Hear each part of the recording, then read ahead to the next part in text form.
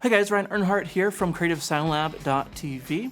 Well, today we're going to be checking out a situation that I pulled out the Glyn Johns technique.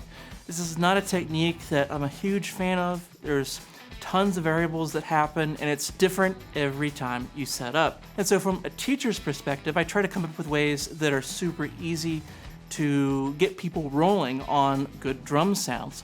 But for this session, I used it, and it actually worked out great. In addition to the Glyn Johns, I also added one more microphone, and this really put it over the top for me. So let's check out the drum sound, and we'll talk about how I made it.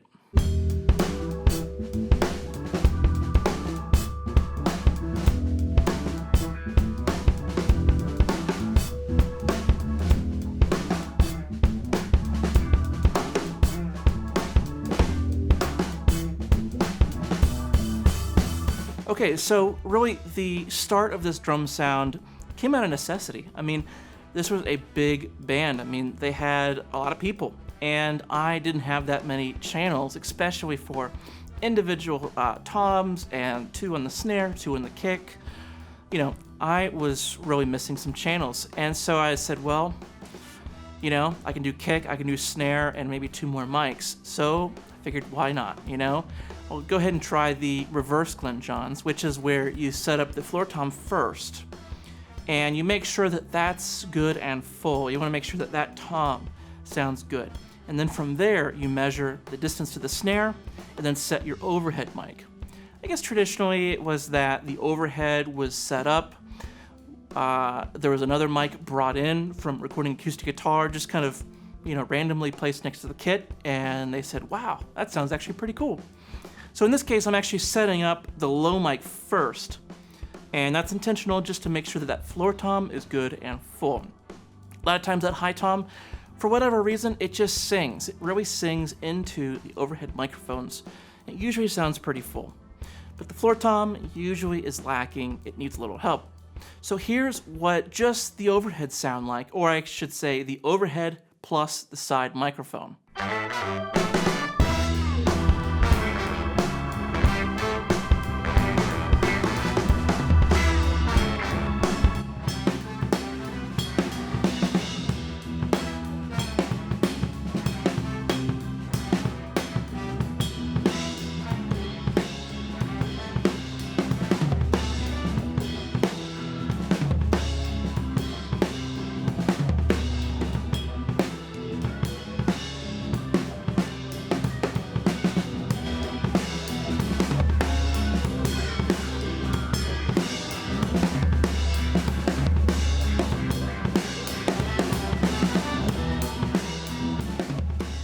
Okay, not bad. You know, again, I don't think anything will beat a bloom line. I mean, bloom line is my favorite technique for drum recording. There's just something about it that it's really hard to mess up. But this actually worked out pretty well. I mean, I have good presence of the toms. I have pretty good image of the kit. Let's add in the kick and then add in the snare.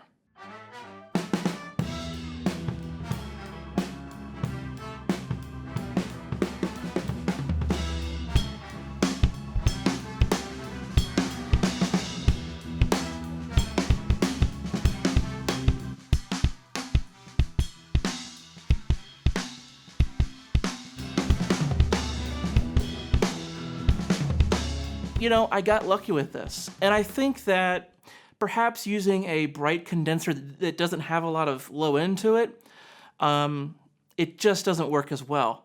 But here I'm using kind of a not a super dark ribbon, but the N8 is a good workhorse mic, and I mean, it worked great here.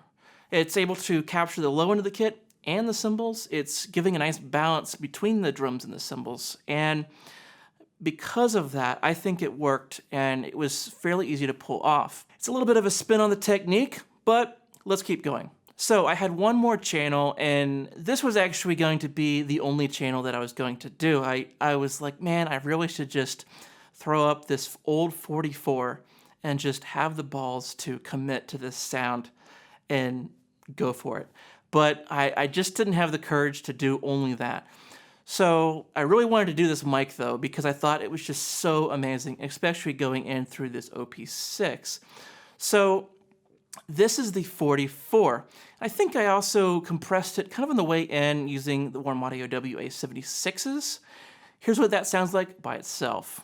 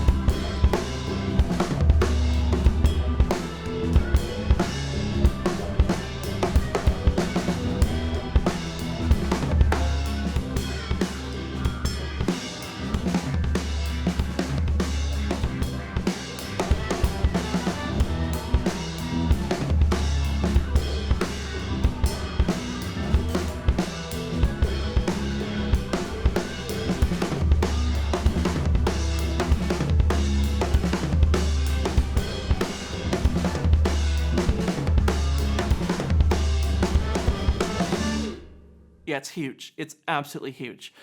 So I would say this technique for using 5 microphones, it works really well. You know, it's still starting to add up in the channel count, you know? Really, the Glyn Johns, some people say it's only 3 microphones. It's the kick and it's the over and the side mic. But then a lot of people say, well, you know, the snare mic was used a lot too. And then, of course, I'm adding a 5th mic. You know, are we losing some of the value here by adding more mics? Is the value really a matter of channel count? I think here it's kind of a matter of vibe and a matter of flavor. You know, I did use it for the channel count, but I also kind of like the vibe of this. It works. I think because the room isn't too small of a room, I think it's a good player. I think I'm using a dark mic. I think those factors really help this out and why it actually worked. And I haven't had this good of a luck with Glyn Johns in the past. Maybe I just wasn't using a mic that really balanced the kit very well. Maybe it was too bright. But for whatever reason, this worked out really well. I'd love to know your thoughts on this. Have you ever done stuff like this to add in some mics like this? Or I'm just curious to see what you think of these sounds today. I thought this sounded amazing, and I wouldn't have done it any differently looking back. So I'd love to know your thoughts. Be hanging out, comments below.